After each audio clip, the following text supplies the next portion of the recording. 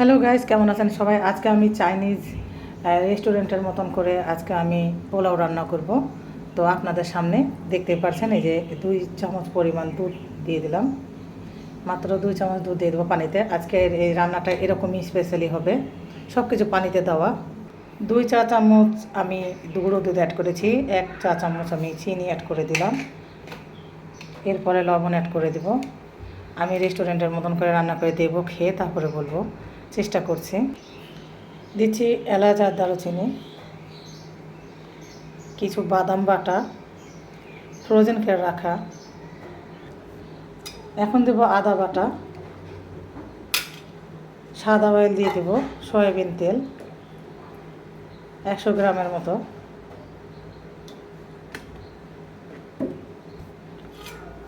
এখন সব পানিটা আমি মিলেমিশে নাড়াচাড়া করে নেব।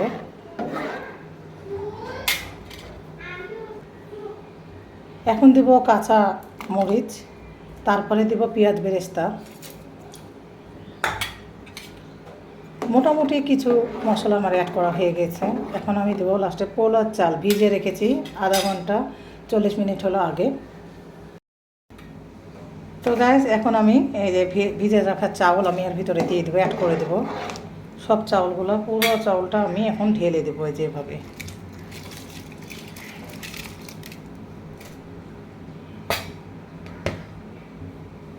পুরো রেসিপি দেখবেন, টেনে কেউ দেখবেন না। তো পোলাওটা ফুটে উঠেছে, যেহেতু বাদাম বাটা আছে। আর কি একটা স্মেল, কী যে একটা ঘ্রাণ মানে বের হয়েছে বলার বাইরে। যাই হোক, রেস্টুরেন্টে এইভাবে রান্না করে শুনেছি, তো আমিও ঠিক এভাবেই রান্না করার চেষ্টা করতেছি। শেষে কেওড়া জল আর ঘি অ্যাড করব, আবারও গুঁড়ো দুধ অ্যাড করব। তো যাই হোক, এই তো পোলাও। এই ভাষাটা আমার কাছে একটু ভালো লাগে না, সব পেজে প্রায় মানুষ বলে। আমরা পোলাও ভাষাটাই পছন্দ করি। তো এই যে পোলাও এখন হতে থাক, কিছু দমে রেখে দেবো। এখন আমি ঘিটা অ্যাড করে দিব, এই যে 1 চামচ ঘি অ্যাড করে দিলাম। আর দিব কেওড়া জল, এটা দিলে আরও দ্বিগুণ স্বাদ বেড়ে যাবে, আর পোলাওয়ের অনেক গন্ধ ঘ্রাণ ছুটবে। এখন দমে দিয়ে রেখে দেবো পোলাও। তো যাই হোক, এখন জাল অফ করে দেব, একদম দমে রেখে দেব। আর সুন্দর একটা স্মেল বের হয়েছে। গাইস, এদিকে মুরগি রান্না হয়ে গেছে, আর এই যে আমার পোলাওটা দমে রেখে দিয়েছিলাম। যাই হোক, একটু পানি আমার কাছে বেশি হয়েছে, কিন্তু এত মজার এই পোলাওটা। আপনারা ভিজিয়ে রাখলে তাহলে অবশ্যই পানি কম করে দিবেন। অবশ্যই এই পোলাওটা রান্না করে খেয়ে দেবেন, এত মজার। আপনারা প্রেমে পড়ে যাবেন এইভাবে পোলাও রান্না করলে। ঠিক আছে, কত যে লোভনীয় দেখতে হয়েছে, দেখে বুঝতেই পারছেন। একটু পানি বেশি হোক, ঠান্ডা হলে কিন্তু এই পোলাওটা ঝরঝরা হয়ে যাবে। হ্যাঁ, এটা গরম অবস্থাতে এমনই লাগে।